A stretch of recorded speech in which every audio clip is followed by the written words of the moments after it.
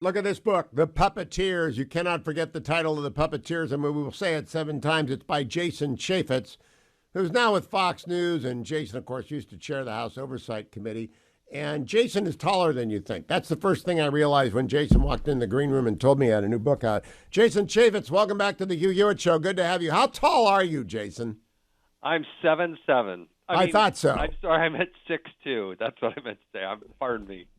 Well, you're very tall, and I love the Puppeteers. I have 13 things to ask you in 13 minutes. We're going to move fast. Okay. The Puppeteers, the people who control America, is very depressing stuff. It seems like an endless list in this book of absurd attacks on the central assumptions of American life. At the end of writing The Puppeteers, are you as depressed as I was at the end of reading it? Yeah, no, it scared me. It scared me because I didn't realize the depth of the problem, that it was trillions upon trillions of dollars, and it's not something you can just flip the switch and fix. But if you do, well, I feel like we're fighting all the wrong fights. We don't. This is where the fight is, and it's where these leftists have been for a long time.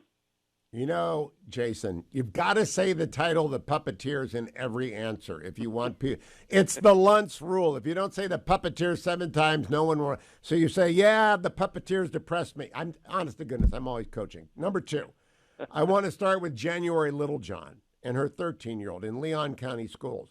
I cannot believe that story. Do you want to tell people about it?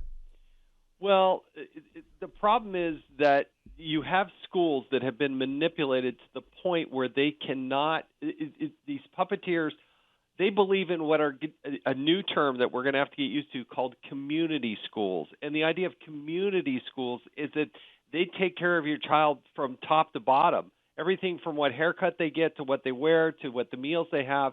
And so when somebody wants to maybe push this child to go get a gender,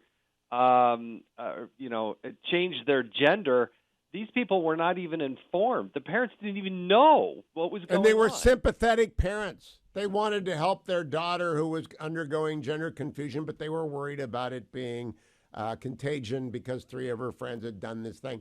And so they tell her teacher, be aware, and they're willing to go along with a name change.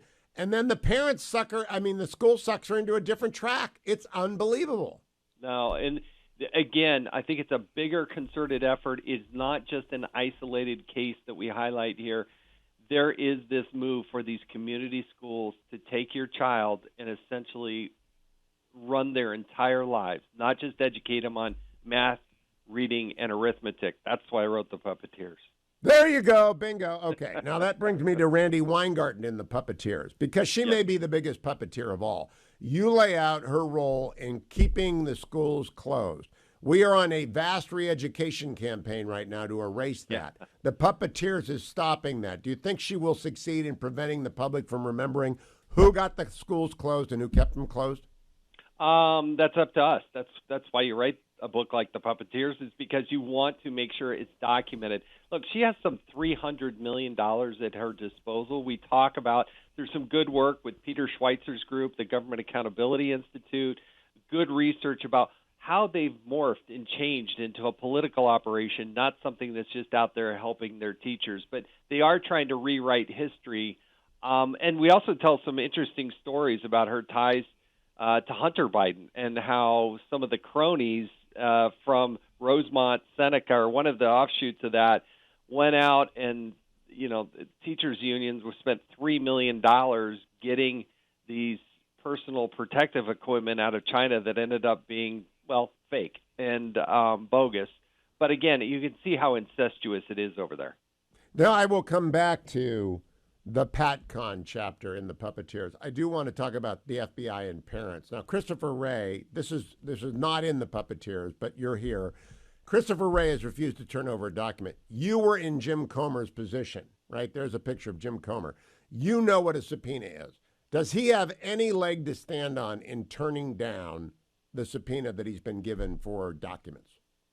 No, it's an unclassified document, a duly issued subpoena. That should be an open and shut case. The problem is, and Trey Gowdy and I would talk about this a lot, is your ability to enforce a subpoena. That's the strength of your subpoena. How good can you enforce it? And the problem is you have to then go to the Department of Justice to enforce a subpoena on the Department of Justice. So until Congress figures out how to fight for itself and stand up as a co-equal branch of government, guess what? Not going to happen. Well, they now need to hold Chris Wray in contempt, which is unfortunate. I've only heard good things about him, but this is unacceptable from a constitutional point of view. Jason Chaffetz, in The Puppeteers, you write about PatCon. And I know a little bit about the FBI, I know a little bit about the church committee, I know a little bit about all this different stuff. But I didn't realize that you believe they egged on the white supremacists in the Whitmer case. I didn't know that. Are you sure about that? Because I've never been persuaded that the FBI egged on the people who were going to kidnap Gretchen Whitmer. No, I don't say that in the book. In The Puppeteers, I highlight this case. What's interesting to me about this is that usually if you go to a federal judge in Washington, D.C., they're pretty sympathetic to the D.C. machine. But Judge Waddups in Utah is just reading the law, and this case is still open, and it's a FOIA case. It's a Freedom of Information case. Do these people have the right to have this information?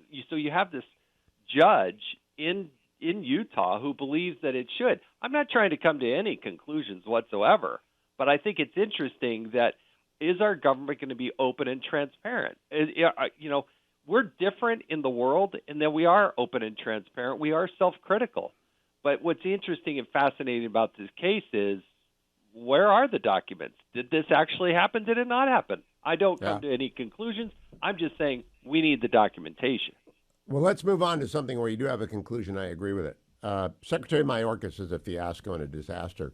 When you finished writing this book, you had fiscal year 2022, 3 million illegal entries in the United States. Fiscal year 2023 is going to be 4 million, Jason Chaffetz. And yet they're focused on white supremacy. I had Secretary Clinton on this show. Secretary Clinton said, at most, we have 600,000 white supremacists in the United States, and they're not all violent. They're all kind of nuts, but they're not all violent. The question is, why is he fixated on that and not on 4 million people about whom we know nothing entering into the United States? There's a theme that kind of a thread that runs through the Puppeteers book, in that they need white supremacy in order to justify many of the things they would never be able to get and do as a power stroke in the federal government and through these non-government organizations and all of these slush funds that they create. I think one thing that's stunning about the book is we highlight by the hundreds of billions of dollars the slush funds that are at the disposal of the Democratic machine. So no matter who goes into office, no matter who gets elected, the bureaucratic machine continues on, and they have so much money. If you don't starve the beast, you don't solve the problem. And you start to see this thread here, and they have to have white supremacy out there in order to justify, hey, we've got to fight that at every level, every organization, everything. No doubt there's some white supremacy out there, but is it the number one thing facing our country right now? I don't think so. No, I don't either. And I think you make that argument very good. You also make a lot of arguments in the Puppeteers about the ESG madness that we've entered into. Yeah.